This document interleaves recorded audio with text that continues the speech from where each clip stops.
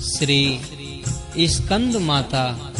आइए सज्जनों, श्री स्कंद माता की कथा शुरू करें। पांचवें स्वरूप को स्कंद माता के नाम से जाना जाता है। ये भगवान स्कंद कुमार कार्त के नाम से भी जाने जाते हैं। ये प्रसिद्ध देवासुर संग्राम में देवताओं के सेनापति बने थे। पुराणों में इन्हें कुमार और शक्तिधर कहकर इनकी महिमा का वर्णन किया गया है। इनका वाहन मयूर है, अतः इन्हें मयूर वाहन के नाम से भी अवहित किया गया है। इन्हीं भगवान स्कंद की माता होने के कारण माँ दुर्गा जी के इस पांचवें स्वरूप को स्कंद माता के नाम से जाना जाता है। इनकी उपासना नवरात्रि पूजा के 5वें दिन की जाती है। इस दिन साधक का मन विशुद्ध चक्र में अवस्थित होता है। इनके विग्रह में भगवान स्कंद जी बाल रूप में इनकी गोद में बैठे होते हैं। श्री स्कंद मातृत्व स्वरूपिणी देवी की 4 भुजाएं हैं। ये दाहिनी तरफ की ऊपर वाली भुजा से भगवान स्कंद को गोद में पकड़े हुए हैं और दाहिनी तरफ की नीचे वाली भुजा जो ऊपर की ओर उठी हुई है उसमें कमल पुष्प हैं।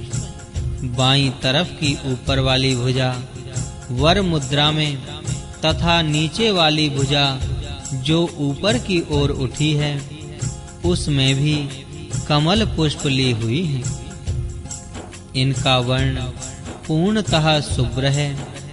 ये कमल के आसन पर विराजमान रहती हैं। इसी कारण से इन्हें पद्मासना देवी भी कहा जाता है। सिंह भी इनका वाहन है।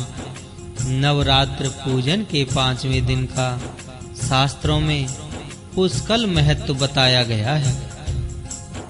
इस चक्र में अवस्थित मन वाले साधक की समस्त बाह्य क्रियाओं एवं चित्त वृत्तियों का लोप हो जाता है।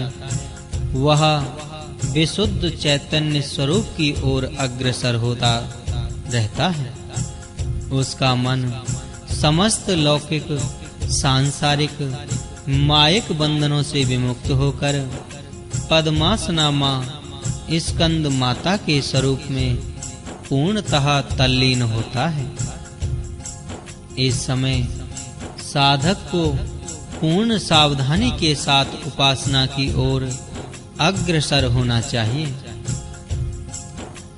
उसे अपनी समस्त ध्यान वृत्तियों को एकाग्र रखते हुए साधना के पथ पर आगे बढ़ना चाहिए। मां स्कंद माता की उपासना से भक्त की समस्त इच्छाएं पूर्ण हो जाती हैं। इस मृत्यु लोक में उसे परम शांति और सुख का अनुभव होने लगता है। उसके लिए मोक्ष का द्वार स्वयं सुलभ हो जाता है। श्री स्कंद माता की उपासना से बाल रूप स्कंद भगवान की उपासना भी स्वयमेव हो जाती है। यह विशेषता केवल इन्हीं को प्राप्त होती है। अतः साधक को स्कंद माता की उपासना की ओर विशेष ध्यान देना चाहिए।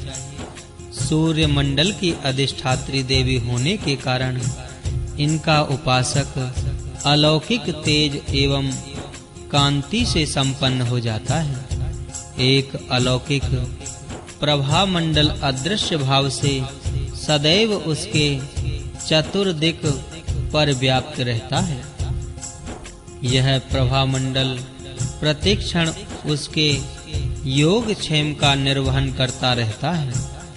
अतः हमें एकाग्र भाव से मन को पवित्र रखकर मां की शरण में आने का प्रयत्न करना चाहिए। इस घोर भव सागर के दुखों से मुक्ति पाकर मोक्ष का मार्ग सुलभ बनाने का इससे उत्तम उपाय दूसरा नहीं है। जय मां स्कंद माता की जय।